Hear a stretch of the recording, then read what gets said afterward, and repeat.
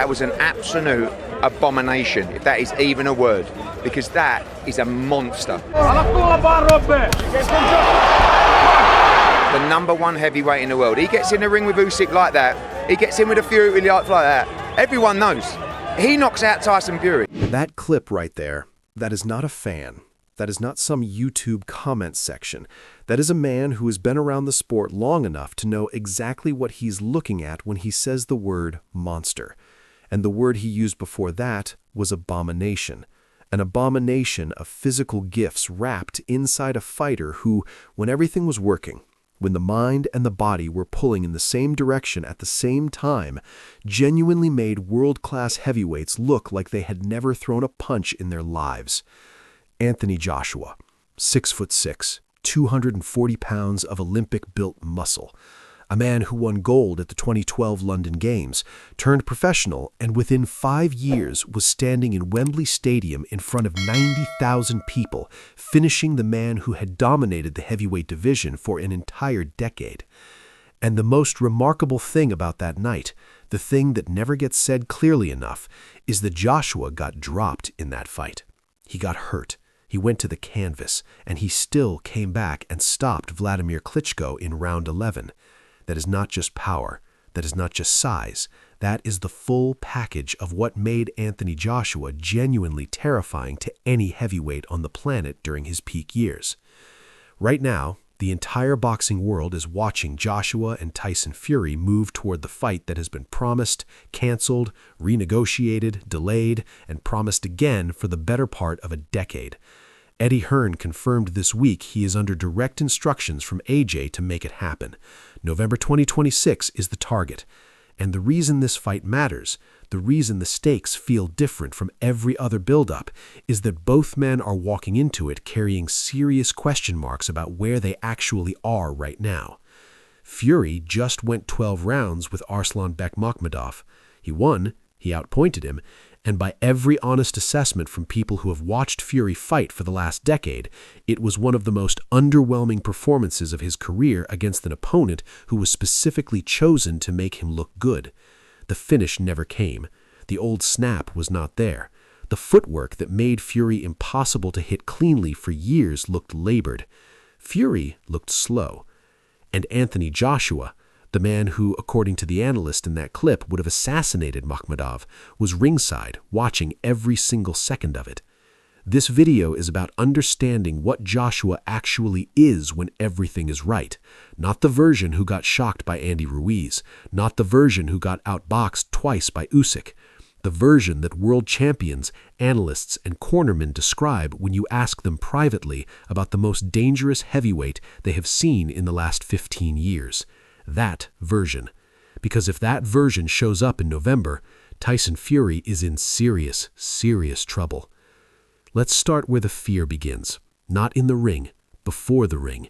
In the moment an opponent steps off a plane, arrives at a press conference, and sees Anthony Joshua standing across the room. In today's boxing world, nobody shines brighter as a knockout machine than Anthony Joshua. Have you ever seen the body of an Olympic god? Freakish size, crisp technique, elite skill, and devastating punching power all in one man. The British superstar has delivered some of the most insane knockouts and most electrifying fights of his era. He's one of the best of his generation. Olympic god. Think about what that phrase means in context. This is a man being described in those terms not by a marketing team, not by a promoter trying to sell tickets, but by someone watching footage and reporting what they see. Freakish size, crisp technique, elite skill, devastating power, all in one man at the same weight class as you. Every single fighter who has walked into the ring against prime Anthony Joshua has faced a problem that training camp cannot solve and game plans cannot prepare you for. You can study a style on tape for 12 weeks. You can game plan the jab.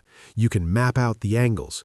But you cannot prepare your nervous system for the moment you are close enough to feel the wind of that right hand and realize it is traveling at a speed your body has never had to deal with before.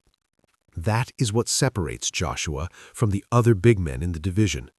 The power is not just heavy, it is fast, it is precise, and it comes from a frame that makes every other heavyweight in the room feel like they are giving up something before the bell rings. Dillian Whyte found this out in December 2015. Whyte came in as the favorite, with several experts. He had already beaten Joshua as an amateur. He had the confidence, the experience, the backing. And he did not just believe he could win, he was certain of it. He came in promising a stoppage. He came in selling himself as the more skilled, more dangerous fighter. Joshua was in far better shape than Whyte, but Dillian blindly believed he was the more skilled fighter. Both men were undefeated, and Whyte loudly promised fans he wouldn't just beat AJ, he'd stop him. Could be 1, 2, 3, could be any. You've told us 6 to 8. Yeah, Exactly. that's the rounds I'm looking for, but it could be before. The dude's Ivan Drago. Whyte's own corner described Joshua in those terms, before the fight, while they were supposed to be building their man up. That is the psychological weight that AJ carries into every arena. The opponents know, the corners know.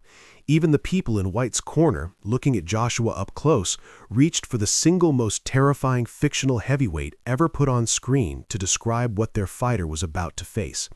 And what followed was a boxing lesson. He dictated the pace, controlled the ring, threw sharper shots, jabbed beautifully, and ripped crisp combinations. Yeah, he's timing his punches so much better than a couple of rounds ago. This is a real good job he's doing now. Well, he's driving it back. Good jabs at him. Joshua's maintaining his distance. That way he's able to counter back with that. Hurt Joshua in round 2, then catching that jab, right hand, the jab, and throwing the left hook, but Joshua was smart enough to catch him. That accuracy and that hand speed are back for Joshua now. These combinations are ripping. In those moments, the seasoned Whyte looked like a confused amateur. And again, Joshua finding it too easy to tag him at the moment. Right hand counter. And again, Joshua can't shift him. And then a switch from body to head again. By round 7, Whyte was exhausted, depleted, and no longer dangerous. And AJ knew it. Joshua forced exchanges, hunted him down, and the knockout became inevitable. One perfectly timed right hand buckled Whyte's legs. Finally got him. Is this the breakthrough? Whyte looking to hold on. This time he is holding him like he did in round 1. Rocked by that big right hand. Joshua looking to size him up. Joshua jumped in, pinned him against the ropes, and finished the job with a vicious uppercut. Big response again from Whyte. He's in shape. I tell you, to get through all this stuff, he's in shape. Incredible that Whyte is still there.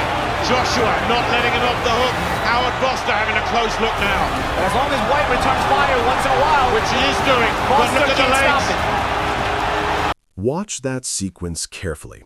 Whyte, a legitimate heavyweight, a strong, durable, well-conditioned professional, is being taken apart round by round. The commentator says it plainly. That accuracy and hand speed are back. These combinations are ripping. By round 7, a man who arrived with genuine belief that he was the better fighter looked like a confused amateur. His legs were going. His jab had stopped working. His defensive instincts had been systematically broken down by a fighter who was not just hitting him, he was solving him, round by round. And when the moment came, when that uppercut landed, Whyte went down and did not beat the count. Joshua had not just won the fight, he had disassembled a fellow professional and left nothing standing. That is the terror, not just the knockout, the process that leads to it. But here is what the casual boxing conversation almost always gets wrong about Anthony Joshua. The version that fighters fear most is not always the version that ends a night early in round 2 or 3. The most dangerous version of AJ, the one that legitimate heavyweight champions speak about when the cameras are off, is the version that combines the physical gifts with something far harder to defend against: intelligence, adaptability, the ability to walk into a fight having identified every mistake he made in the last one, correct all of them at once, and show you a completely different fighter from the one you thought you were preparing for. Nothing in Joshua's career demonstrates this better than the rematch with Andy Ruiz in December 2019. The context matters enormously here. Joshua had suffered one of the most stunning upsets in heavyweight history just 6 months earlier. A journeyman with no physical threat, no profile, and no business being in the same ring as the unified heavyweight champion of the world had walked in off 2 weeks' notice and knocked Anthony Joshua down 4 times before stopping him in the 7th round. The entire boxing establishment wrote AJ off. The conversation immediately shifted to whether his chin was compromised, whether his composure under pressure was gone, whether the losses to Usyk were inevitable from that point forward. What happened in the rematch told a completely different story. It's an experienced move. Fighting is the art of not letting the other one know. Don't let them know anything. When you're hurt, you're ready to attack. When you get knocked down, you say, you motherfucker, you get him and say, I'm fucking kill you. You have to do something. Something has to be done. You just don't get knocked down and get back up. Joshua slimmed down, got faster, lighter on his feet, and much more mobile. Ruiz, on the other hand, came in 50 pounds heavier and looked anything but sharp. For the first time in his career, Joshua showcased a pure, disciplined, counter-punching style. Meantime, Joshua grubs up there for that one. That was just masked by that. A good left from Joshua too. Unloading here, Anthony Joshua. Joshua to try and find his counter shots. That was a good right now, but Ruiz took the steering. Opponent's victory will do him very nicely here, but he's got to be very, very wary. Like this, carrying that extra poundage and that extra muscle as well. He looks a lot happier at this weight to me, and he's on his toes winning He this boxed round. beautifully. Footwork, angles, reach control, timing, and boxing IQ. He kept the fight at the perfect range, firing jabs all night long. Out of the 120 punches Ruiz absorbed, 71 were jabs. AJ corrected every mistake and refused to brawl. He mentally dismantled Ruiz in front of millions, revealing a new version of himself, a fast, smart, technical heavyweight.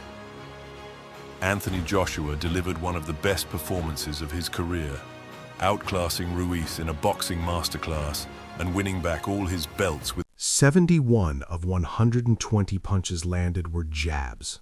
Let that number sit for a moment.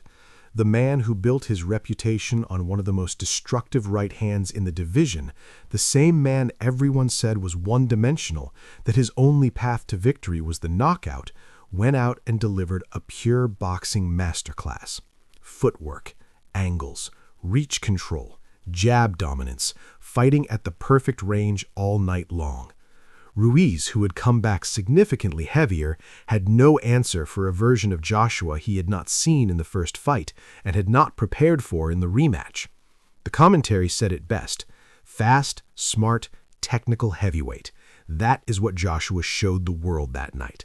And that version, the calculated, patient, intelligent version that controls a fight without needing to end it, is actually more frightening to prepare for than the man who tries to take your head off early. Because that version is unpredictable. That version adapts. That version takes whatever you have been studying for 12 weeks of camp and makes it irrelevant by round 3. A man who can be that and has a right hand that ended Francis Ngannou's night in 2 rounds is about as complete a heavyweight threat as the division has seen in this era. And then there is the Klitschko fight, the one that defined everything, the one that confirmed every promise the heavyweight division had been making about Anthony Joshua for 5 years. To understand what that night meant, you have to understand who Vladimir Klitschko was at that point in his career. 64 professional fights, 53 knockouts, 11 years as world heavyweight champion.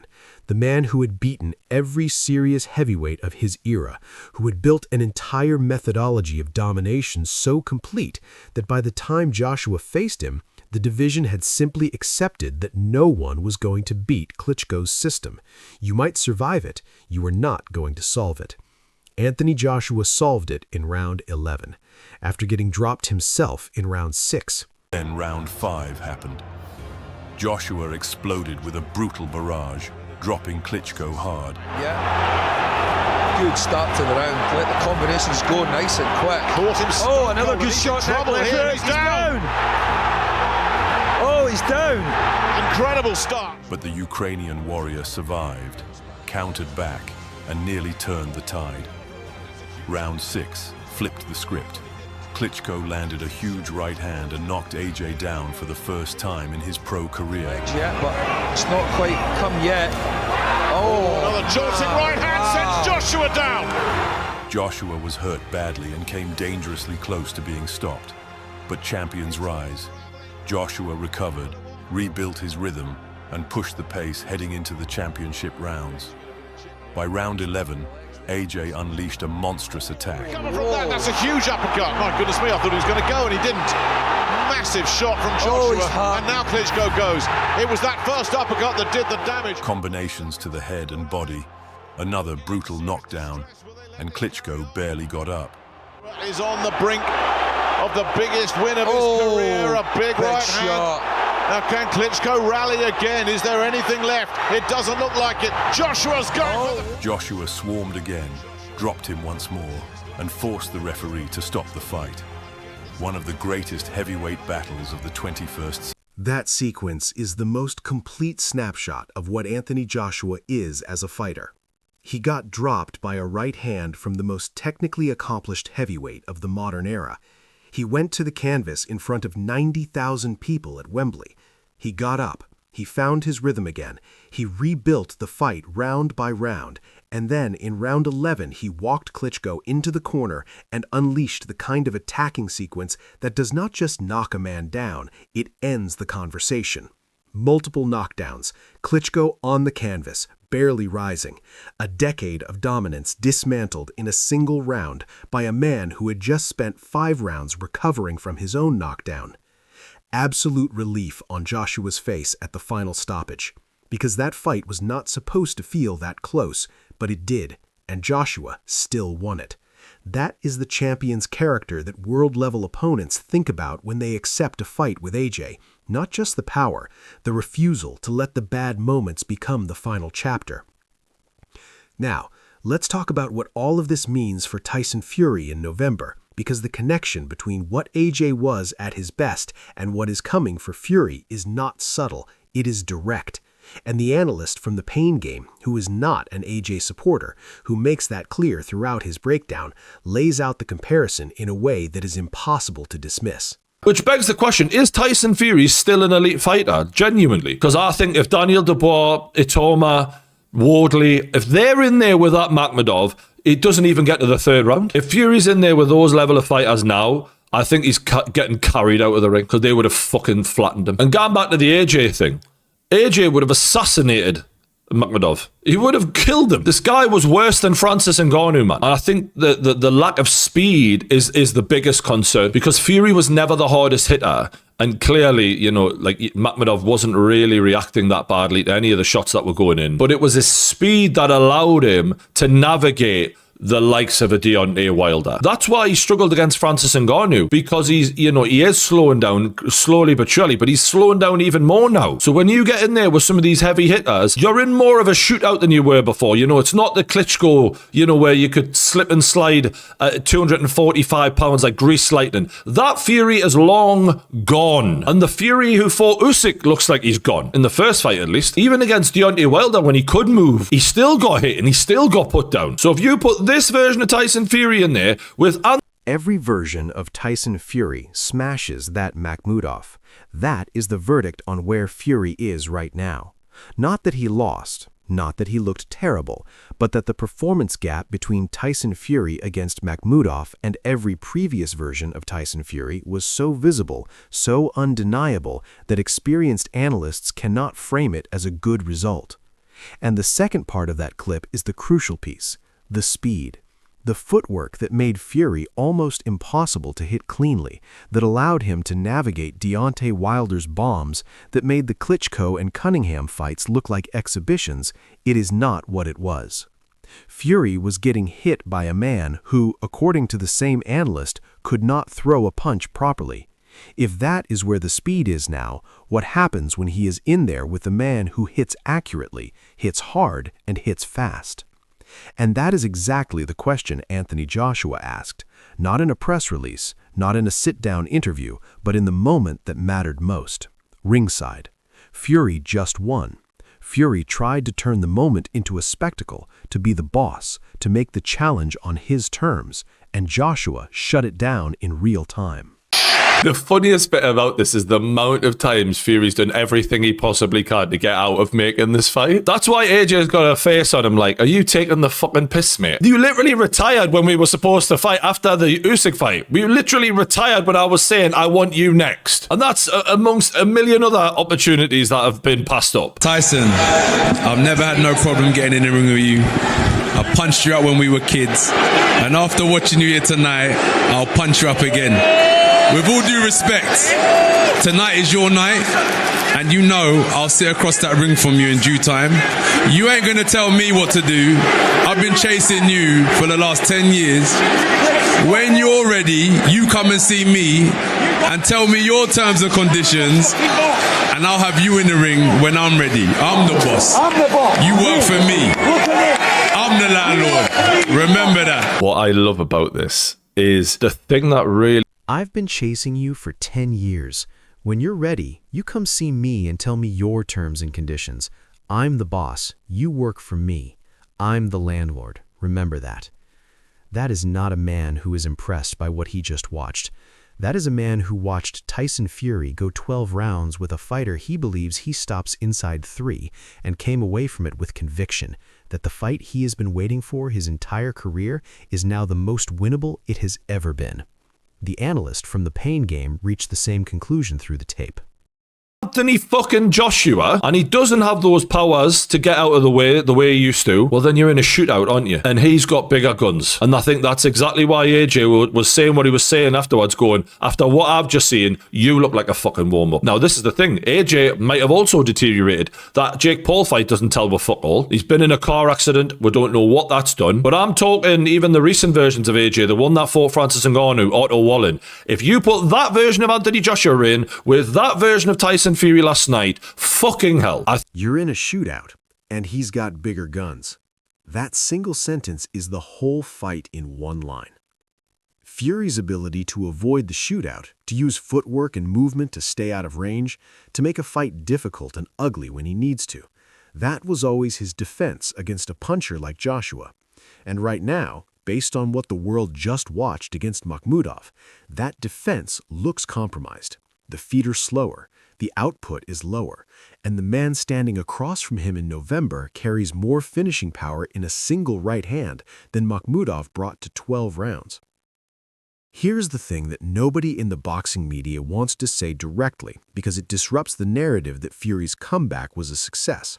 It was a win, it was a return, but it was not a statement. And Anthony Joshua, who has been doubted, written off, mocked, and dismissed more times than any heavyweight champion of his era, walked away from that arena with a very specific kind of quiet confidence that is more dangerous than any trash talk he could have delivered from that ring. He has seen the version of Fury he's getting in November. He has seen the speed, he has seen the output, he has seen the gaps, and he has seen them at ringside, not on a laptop screen, not through an analyst's breakdown, but live, in real time, with his own eyes and his own understanding of what those gaps mean when the man facing them has a right hand that ended Francis Ngannou's night in round 2 and a left uppercut that put Vladimir Klitschko on the canvas after 10 rounds of war.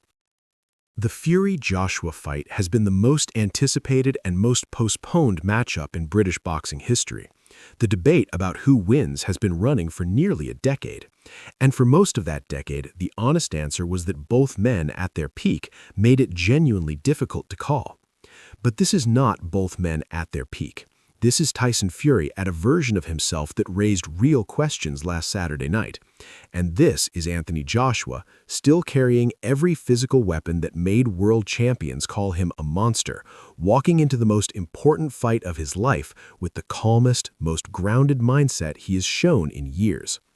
The world champions in this video were not talking about a fantasy version of AJ. They were not describing a hypothetical. They were describing the man who dropped Klitschko in round 5 at Wembley, the man who shut Ngannou down in 2 rounds, the man who rebuilt himself from the Ruiz disaster and delivered one of the most technically complete performances in heavyweight boxing of the last decade. That man is coming to fight Tyson Fury in November, and right now, based on everything we have seen, everything the champions have said, and everything that happened on that stage last week when Fury tried to seize control and Joshua took it straight back, Anthony Joshua has never been a more dangerous opponent for Tyson Fury than he is right now. If you want to understand exactly why Fury's team should be worried and what the one version of this fight looks like where Fury finds a way through, that video is up next. Watch it now. Drop a comment. Does Prime AJ put this version of Tyson Fury down, or does the Gypsy King's experience carry him through when it gets hard?